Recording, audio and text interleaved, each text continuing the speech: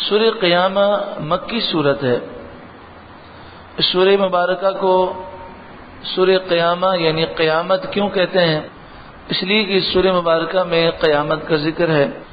اب سوال یہ ہے کہ کئی اور صورتیں بھی ہیں جن میں قیامت کا ذکر ہے، لیکن ان کا نام جو ہے قیامت نہیں رکھا گیا. تو اس کا جواب یہ ہے کہ کسی بھی صورت کا نام ہم اپنی مرضی سے نہیں رکھتے، یہ اللہ اور اس کے رسول کی طرف سے ہے. تو اللہ تعالیٰ جس صورت کا جو نام رکھنا چاہے وہ اس کی مرضی اور مشیت ہے. جس طرح مثال کے طور پر ہمارے یہاں بچے کی ولادت ہوتی ہے تو ہم پوچھتے ہیں جناب اس کا نام کیا ہے؟ تو یہ کہتے ہیں کہ جناب اس کا نام لقمان ہے. کیوں لقمان کیوں رکھا؟ تو آپ کہتے ہیں چونکہ اس کے دادا کا نام لقمان تھا تو ہم نے اس کا نام لقمان رکھ دیا. ہم نے کہا جناب یہ بچی جو ہے اس کا نام کیا ہے؟ کہا جی فاطمہ ہے. تو ہم نے کہا اس کی دادی کا نام کیا تھا؟ تو کہا اس کی دادی کا نام تو مریم تھا. تو ہم نے کہا بھائی یہ بتائیے نا کہ آپ نے جب پہلے بچے کا نام دادا کے اوپر رکھا تو بیٹی کا نام دادی کے اوپر رکھنا چاہیے. تو وہ کہے گا جی ہماری مرضی. تو یہ بچے کا نام آپ نے رمضان کیوں رکھا؟ تو وہ کہے گا جی رمضان میں پیدا ہوا.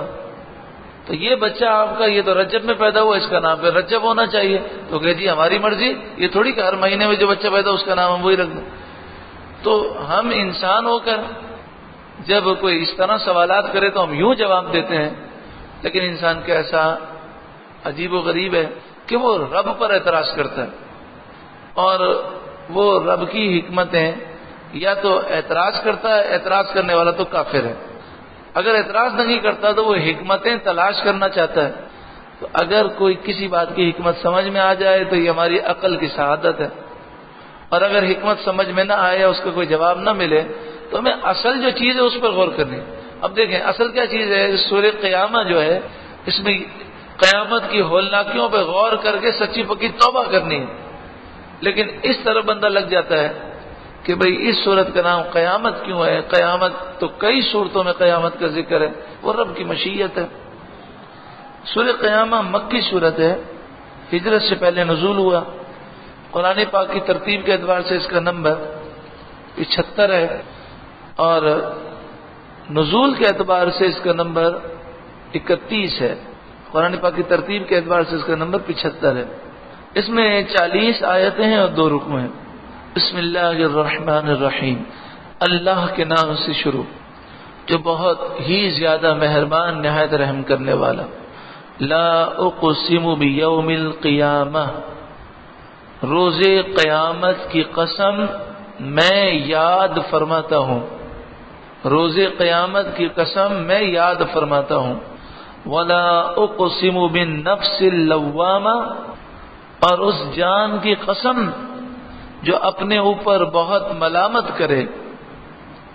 یہ ان خاص اللہ کے نیک بندوں کا ذکر ہے کہ عبادت کرنے کے باوجود وہ اپنے آپ کو ملامت کرتے ہیں، روتے ہیں، افسوس کرتے ہیں. اعلی حضرت امام اہل سنت کے خلیفہ حضرت علامہ مولانا ضیاء الدین مدنی، جن کا لقب ہے قطب مدینہ، 77 سال مدینہ منورہ میں رہے.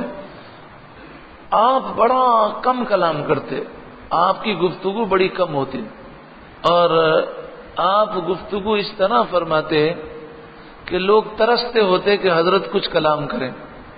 اور اس طرح گفتگو کرتے کہ ایک ایک لفظ جو ہے وہ لاکھوں روپے کا ہے. جیسے انسان لاکھ روپے خرچ کرنے سے پہلے کتنا سوچتا ہے. تو کہا کہ اگر ایسا ہوتا کہ ایک لفظ سے بات ہو جاتی تو دوسرا لفظ نہ کہتے. مثلا مثال کے طور پر مہمان آئے تو ان کے ایک مرید بتا رہے تھے کہ مہمان آئے تو مہمانوں کے لیے انہوں نے آئس کریم منگانی تھی. اور مدینہ منورہ میں جہاں آج کل باب مجیدی ہے، باب عبد المجید، اسی کے پاس حضرت کا گھر تھا. اب تو مسجد نبوی جو ہے وہ اس کی توسیع ہو گئی ہے.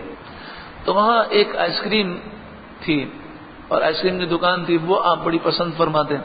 تو مہمان آئے تو آپ یہ نہیں کہیں گے مہمانوں کے لیے آئس کریم لے کر آؤ، جلدی لے کر آؤ، آئس کریم، بس اتنا لفظ کہیں گے.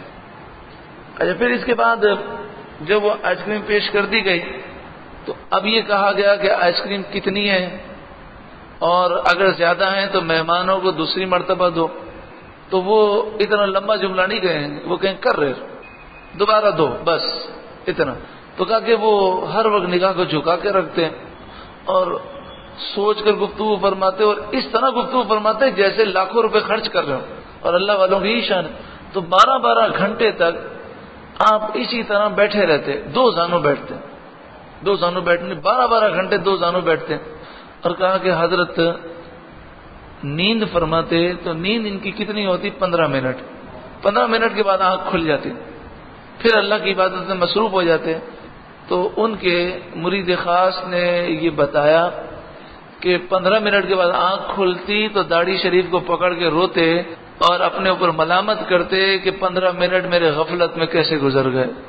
اللہ اکبر. ولا اقسم بالنفس اللوامہ، اس جان کی قسم جو اپنے اوپر بہت ملامت کرے باوجود نیک ہونے کے. ایحسب الانسان ان لن نجمع عظامہ، کیا آدمی یہ سمجھتا ہے کہ ہم ہرگز اس کی ہڈیاں جمع نہ فرمائیں گے؟ بلا قادرین علی ان نسوی بنانا، کیوں نہیں ہم قادر ہیں کہ اس کے پور ٹھیک بنا دیں. اگر آپ اپنی انگلیوں کی ہڈیاں دیکھیں تو یہ انگلیوں کی ہڈیاں جو ہیں یہ چھوٹی چھوٹی بھی ہیں اور ٹکڑے ٹکڑوں میں. تو فرمایا کہ ہم اس پر قادر ہیں کہ انسان کی یہ پور والی ہڈیاں دوبارہ جوڑ دیں اسی طرح. تو جب چھوٹی چھوٹی ہڈیاں اللہ تعالیٰ جوڑنے پر قادر ہے تو بڑی ہڈیاں بھی جوڑنے پر قادر ہے. بتایا کہ اللہ تعالیٰ دوبارہ تمہیں بنانے پر قادر ہے. بل یرید الانسان لیفجر امامہ، بلکہ آدمی چاہتا ہے کہ رب کے سامنے گناہ کرے. وہ گناہ کرنا چاہتا ہے اور یہ چاہتا ہے کہ کوئی اسے روکے بھی نہیں. یسأل ایان یوم القیامہ، اب چونکہ گناہ سے بچنا نہیں چاہتا تو اس لیے وہ اعتراض کے طور پر اصل بات سے توجہ ہٹانا چاہتا ہے اپنی. وہ پوچھتا ہے قیامت کا دن کب ہوگا. حضور سے کسی نے سوال کیا یا رسول اللہ قیامت کب آئے گی؟ تو آپ نے اس کی توجہ اصل کی طرف دلائی. آپ نے فرمایا تو نے قیامت کی کیا تیاری کی ہے؟ وہ صحابی رسول ہیں، وہ کہتے ہیں یا رسول اللہ میں نے تو تیاری صرف یہی کی ہے کہ مجھے اللہ سے محبت ہے اور اس کے رسول سے محبت. اب دیکھیں آج ہم جتنی بھی عبادت کریں صحابہ کرام جیسی عبادت ہم کر ہی نہیں سکتے. ان کا حضور کے پیچھے 2 رکعت جو نماز پڑھنا ہماری ساری زندگیوں کی عبادتوں سے افضل ہے. انہوں نے یہ نہیں کہا یا رسول اللہ اتنی نمازیں پڑھی ہیں، اتنے جہاد کیے ہیں، اتنے روزے رکھے ہیں، اتنے قرآن کی تلاوتیں کی ہیں. یعنی وہ جانتے تھے کہ اللہ اور اس کے رسول کی محبت ہی نجات دینے والی ہے. تو حضور نے فرمایا المرء مع من احب، آدمی جس سے محبت کرتا ہوگا کل بروز قیامت اسی کے ساتھ ہوگا. حضرت انس کہتے ہیں کہ اگر ہمیں دنیا کی ساری دولت بھی مل جاتی تو اتنی خوشی نہ ہوتی. صحابہ کرام کو اس دن بہت خوشی ہوئی کیونکہ وہ سب حضور سے پیار کرنے والے، محبت کرنے والے، تو وہ خوش ہو گئے کہ انشاءاللہ حضور کے ساتھ ہی ہوں گے. اور آج محبت رسول کو اہمیت بعض لوگ نہیں دیتے، وہ چلوں کو اہمیت دیتے ہیں. وہ لمبی لمبی نمازوں کو یا تسبیحات کو جو ہے وہ اہمیت دیتے ہیں.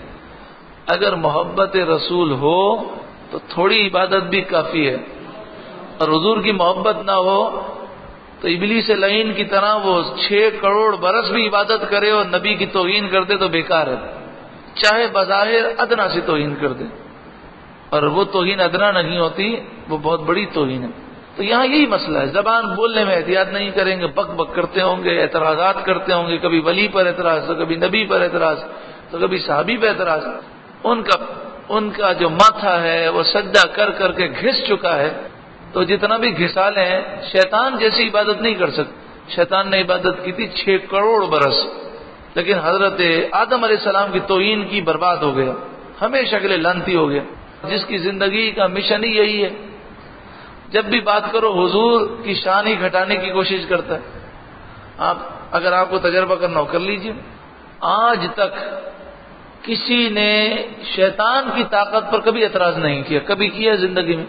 کوئی آیا آپ کے پاس جناب یہ جو مسلمانوں کا عقیدہ ہے کہ شیطان پوری دنیا کو دیکھتا ہے، ہر انسان کی بات سنتا ہے، ہر انسان کے دل کے خیالات کو جانتا ہے، ہر جگہ پہنچ کر وہ وسوسہ ڈال سکتا ہے، ہر جگہ دیکھتا ہے، ہر انسان کی آواز سنتا ہے، یہ کیسے ہو سکتا ہے؟ کون سی حدیث ہے؟ کون سی آیت ہے؟ یہ عقیدہ سب کا ہے نا. آپ میں سے کسی کو بھی قرآن کی کوئی آیت یاد نہیں ہوگی اس موضوع پر، ابھی کوئی حدیث بھی یاد نہیں ہوگی، لیکن حضور کی شان جیسے ہی پیش کریں تو وہ کہے یار یہ کیسے ہو سکتا ہے؟ حضور قبر انور میں موجود ہیں، ساری دنیا کو دیکھتے ہیں، یار یہ کیسے ہو سکتا ہے؟ اس کا مطلب کیا ہوا کہ حضور صلی اللہ علیہ وآلہ وسلم کی شان ماننے کے لیے اس کا دل تیار ہی نہیں.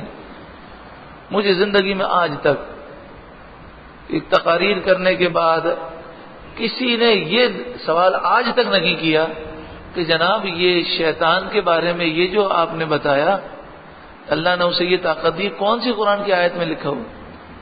بخاری کی کون سی حدیث ہے؟ صفحہ نمبر کون سا ہے؟ جلد نمبر کون سی ہے؟ حدیث نمبر کون سی؟ آج تک زندگی میں کسی نے سوال نہیں. اور ہم یہاں پر قرآن کی آیت پڑھیں اور بخاری کی حدیث سنائیں تو وہ کہتے ہیں حضرت یہ حدیث ضعیف تو نہیں ہے.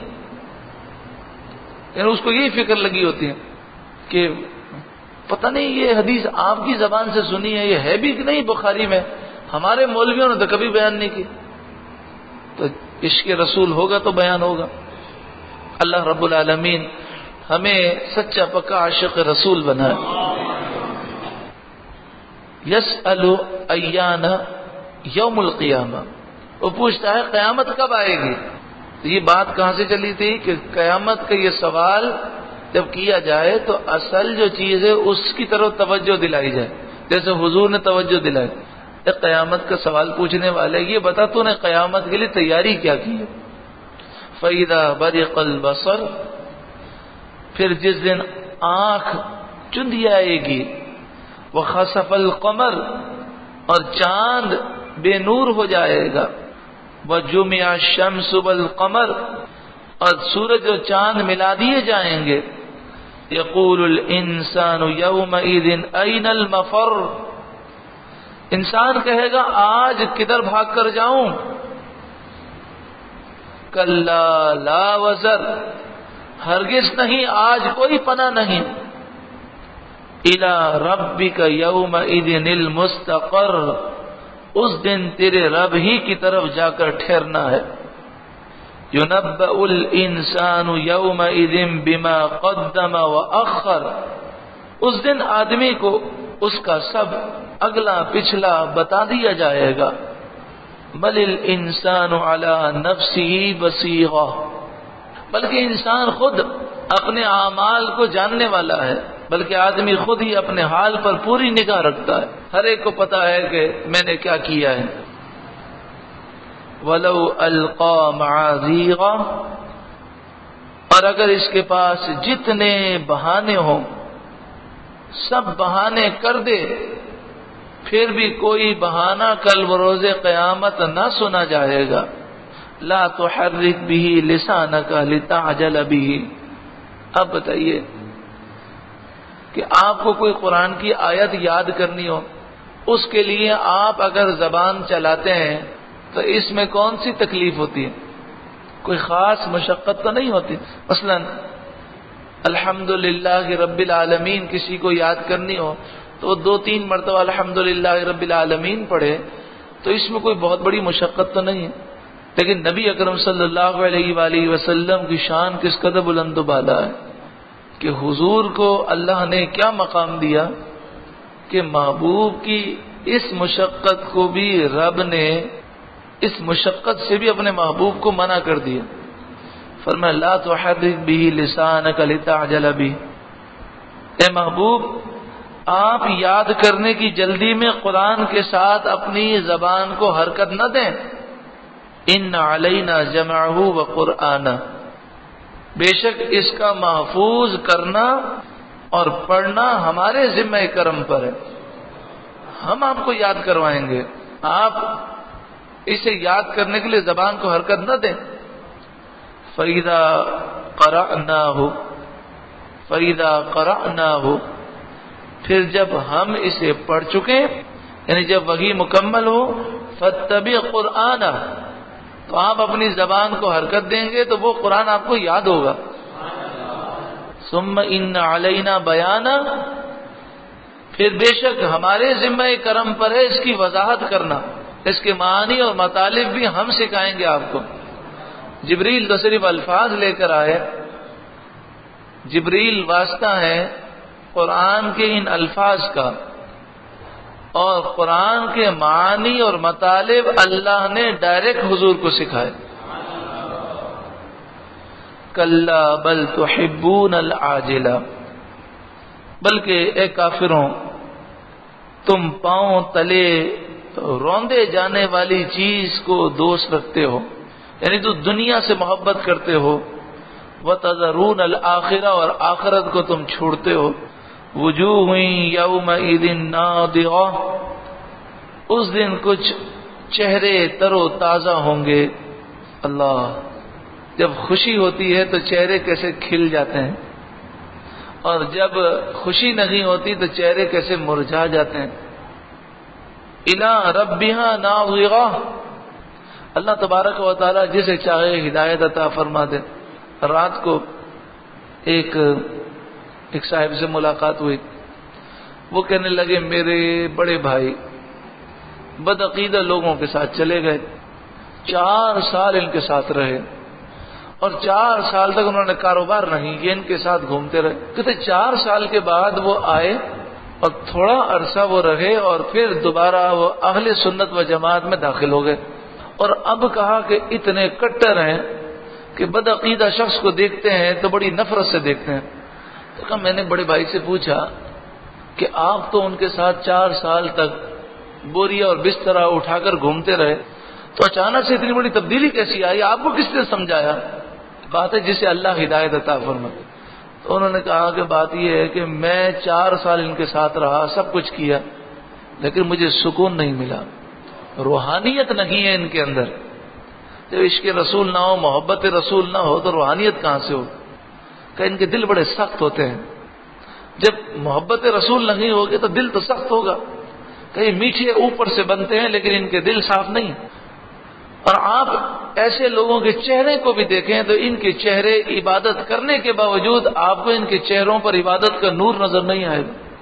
سنی کالا بھی ہوگا، اس کا چہرہ آپ کو چمکتا ہوا محسوس ہوگا، اور وہ گورا بھی ہوگا تو نحوست چھائی بھی ہوگی. جیسے کوئی آدمی زنا کر کے آتا ہے یا شراب پی کے آتا ہے تو چاہے گورا بھی ہو، اس کا چہرہ کیسا مرجھایا ہوا ہوتا ہے. تو شراب پینے سے بدتر ہے، زنا کرنے سے بدتر ہے حضور کی محبت لوگوں کے دلوں سے نکالنا. کہ شرابی کی بخشش ہے، زانی کی بھی بخشش ہے، اگر اللہ تعالیٰ چاہے تو بخش دے، لیکن جو رسول اللہ کا گستاخ ہے، اللہ کے محبوب کا گستاخ ہے، اس کی کوئی بخشش نہیں ہے، بلکہ اسے تو ہدایت بھی نہیں ملتی.